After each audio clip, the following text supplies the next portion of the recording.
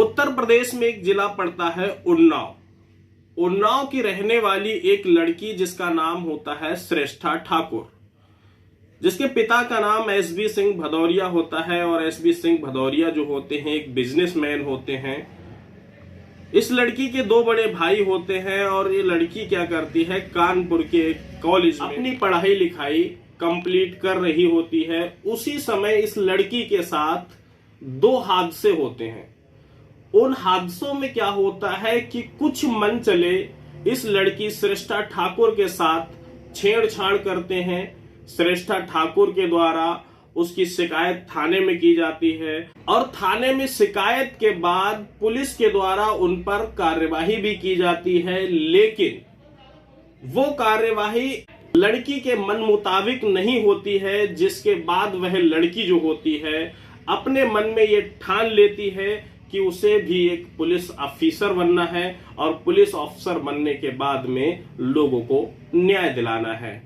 और ऐसा ही होता है, वह लगातार कड़ी मेहनत करती है और मेहनत करने के बाद 2012 में पीपीएस एग्जाम को क्वालिफाई कर लेती है। और जैसे ही 2012 में पीपीएस एग्जाम को क्वालिफाई करती है तो इसके बाद में वह एक पुलिस अफसर बन जाती है और जिसका नाम है श्रेष्ठा ठाकुर। 2012 में पीपीएस अधिकारी बनने के बाद अर्थात पुलिस में जैसे ही एक अफसर के रूप में इस लड़की श्रेष्ठा ठाकुर की ज्वाइनिंग हो जाती है तो इसके बाद अलग अलग कई जिलों में पुलिस के अफसर के तौर पर ये अपनी पुलिस की सेवाएं देती हैं। और पुलिस की सेवाएं जब भली भांति अपनी निभा रही होती हैं, उसी समय 2018 आ जाता है और 2018 में जब ये श्रेष्ठा ठाकुर होती हैं, इनके परिवार वाले अर्थात इनके पारिवारिक मेंबर माता पिता और बड़े भाई ये सोचते हैं क्यों ना अब लड़की की शादी कर दी जाए। उसी समय लड़की के परिवार वाले अर्थात श्रेष्ठा ठाकुर जो कि उत्तर प्रदेश में डीएसपी हैं, उनकी परिवार वालों की मुलाकात होती है एक मैट्रिमोनियल साइट के माध्यम से रोहित राज नाम के लड़के से, जो अपने आप को 2008 बैच का आईआरएस अधिकारी बताता है और दिखाता है मैट्रिमोनियल साइट पे कि उसकी इस समय ज्वाइनिंग रांची में है, जो कि एक डिप्टी कमिश्नर के पद पर तैनात है।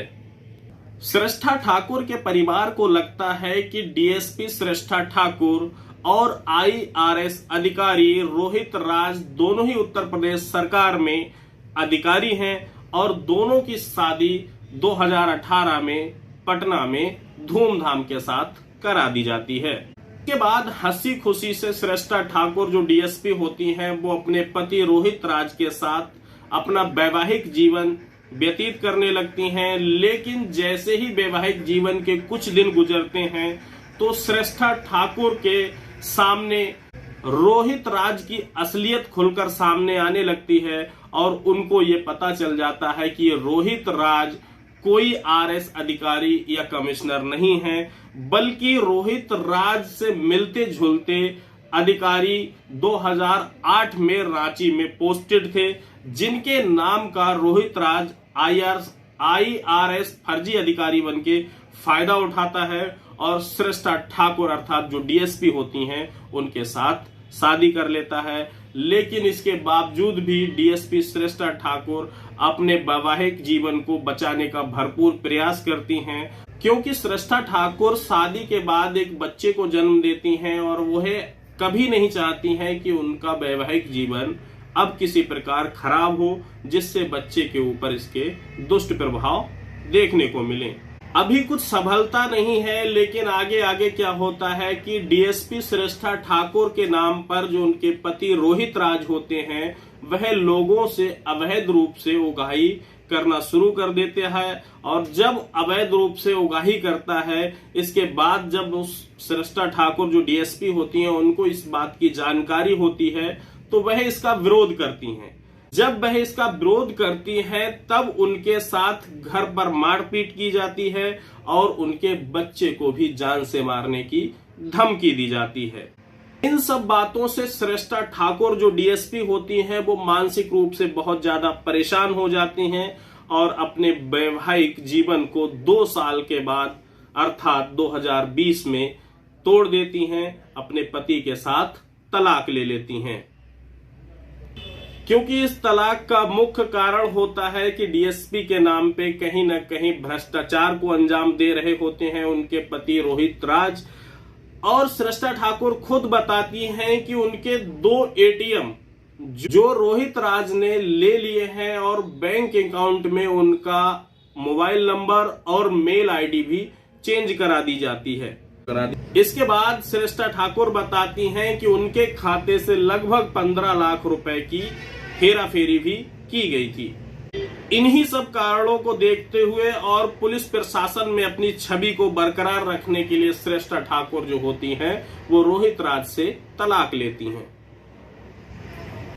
इस तरह डीएसपी श्रेष्ठा ठाकुर और उनके पति रोहित राज के बीच में तलाक हो जाता है। तलाक के 1 साल के बाद रोहित राज जो होते हैं वो अपनी दूसरी शादी कर लेते हैं और उधर जो श्रेष्ठा ठाकुर होती हैं वो जहां जहां तैनात होती हैं पुलिस अफसर के रूप में, रोहित राज बावजूद इसके कि उनकी दूसरी शादी हो चुकी है इसके बाद भी वह जहां जहां श्रेष्ठा ठाकुर की ज्वाइनिंग होती है वहां वहां जाकर रहने लगते हैं और अवैध रूप से उगाही करना शुरू कर देते हैं। डीएसपी श्रेष्ठा ठाकुर खुद बताती हैं कि जब वह शामली में होती हैं तो उनके पूर्व पति रोहित राज जो होते हैं वो गाजियाबाद में आके रहने लगते हैं और फिर से डीएसपी के नाम पर अवैध वसूली करने लगते हैं। इसके बाद 9 फरवरी 2024 को क्या होता है कि शामली में एक एफआईआर रोहित राज के खिलाफ डीएसपी श्रेष्ठा ठाकुर के द्वारा दर्ज कराई जाती है और जैसे ही एफआईआर दर्ज होती है तो पुलिस प्रशासन के द्वारा रोहित राज को गिरफ्तार कर लिया जाता है। आपको बता दें कि एफआईआर जो दर्ज कराई जाती है उसमें रोहित राज के अलावा 2 लोग अन्य और शामिल होते हैं। आपको बता दें कि श्रेष्ठा ठाकुर जो हैं इस समय शामली में बतौर सीओ तैनात हैं। अब आप सोच रहे होंगे कि एक डीएसपी के साथ में जब इतनी बड़ी धोखाधड़ी हो सकती है तो आम जनता का क्या होगा। जी हां, अब आप अपनी कमेंट सेक्शन में हमें राय दीजिए कि एक डीएसपी के साथ में जो हुआ वो ठीक हुआ या गलत। दरअसल ये गलत हुआ है, लेकिन अपनी राय कमेंट सेक्शन में जरूर बताइएगा। आपने खबर को पूरा देखा सुना, जिसके लिए आपका दिल से धन्यवाद। इसी के साथ आशा करता हूं क्राइम की ऐसी ही लगातार कहानियों के लिए आप चैनल को सब्सक्राइब करेंगे। जय हिंद, जय